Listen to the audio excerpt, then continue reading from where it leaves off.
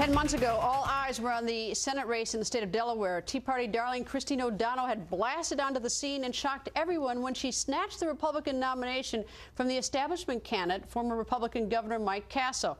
Now, O'Donnell did not win the general election. Senator Chris Coons did, but she sure did stir things up. Well, now she's out with a new book, Troublemaker, and she's taking us behind the scenes and telling us everything in the book. Joining us is Delaware's Christine O'Donnell. Nice to see you, Christine. Thank you for having me, Greta.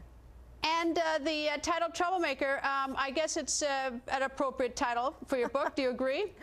Well, I got the title from a cover story on Time magazine when they dubbed me the Troublemaker. And I took it as a compliment because to me it represented the way that I was willing to bust up the backroom deals and speak my mind on the campaign trail and call it the way I saw it, which I think is what more people need to do. And I wrote the book in what some political advisors says is maybe too honest, too candid, but in order to inspire more troublemakers to get involved. All right, well, in the book, and you make plain that let's look at the Republican Party, and you said that your campaign that there were dirty tricks from the Republican Party against you, essentially to sabotage your race. In what way? Well, in several ways. One of the most public was that both the former chairman of the Delaware GOP and the Democrats filed a false complaint against me, essentially abusing the political process and abusing the justice system as a political weapon. And they do this so that during the election, the headlines read, Christine O'Donnell being investigated or Christine O'Donnell, you know, accused of this illegal activity. Now, 10 months later, I've been cleared of all charges. Their phony allegations have been dismissed. But they do this, knowingly file false claims so that the political damage is done. But why wouldn't they want a Republican? I mean, even though that you were sort of a troublemaker, to use your term on the book, wouldn't they rather have Republican troublemaker than a Democrat in the United States Senate? You would think, and that's what baffled me. And as I say in the book, I think that certain establishment leaders would rather control the way they lose than lose control of their party.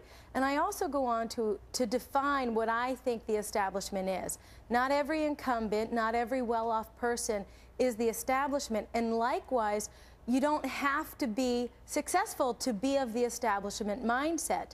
To me, it's an eagerness to compromise your principles, an eagerness to step on people in order to get ahead, and in order to combat how the establishment has run our country into the ground and turned Washington into a favor factory. We need more citizen activists to get involved, to put their name on the line, to run for office. And I hope that my book will share the story in a way that they might be able to relate to and realize that if she can do it, I can do it.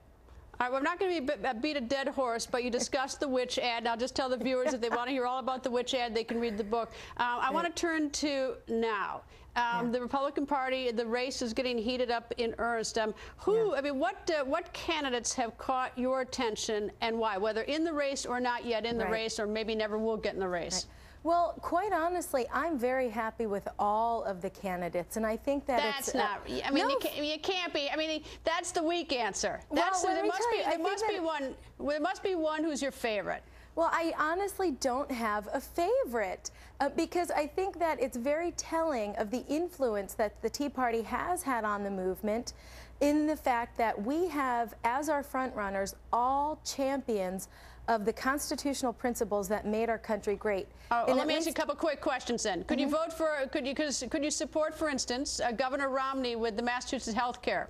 Well, I actually like Governor Romney so far, and I think that it's reassuring and comforting to a lot of people that I've met on the ground and talked about it, the way that he's keeping his eyes focused on Obama, and he's remaining very presidential throughout this, and he's not throwing slings and barbs at his fellow contenders. And I think people like that. We need stability in this time of such uncertainty, and I think that Romney brings that.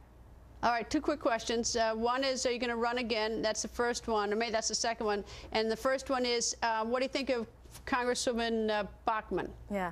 Well, I also like Michelle Bachmann. I think the fact that she won the Iowa straw poll is a real testimony to her fortitude and to her strength. And, you know, I can relate to the double standard that exists for not just female candidates, but when you're a conservative female candidate, it's a double whammy, and we have to endure things that men don't. I mean, for example, imagine if in the 2008 presidential primaries, somebody asked either Barack Obama or Joe Biden, how are you going to control your libido when you get into the White House? I mean, there's such a double standard about what's I don't want to.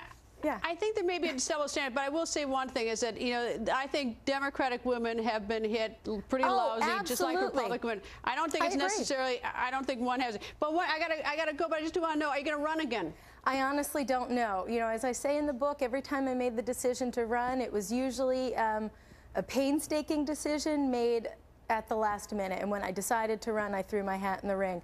But right now, my focus is on filing a counter complaint against Crew for abusing the justice system and knowingly filing false claims. And my focus is on building up Christine PAC so that we can help lead this conservative middle-class movement. You know, it's not really just conservative. It's Democrats, Republicans, and independents who are getting behind Christine PAC so that everyday Americans, the people who have been ousted by the political process, can have a voice again. So right now, that's my goal. I gotta go. You're gonna be a troublemaker for me. My producer's gonna be Max. We're running out of time. New book, Troublemaker. Christine, thank you. Thank you, Greta.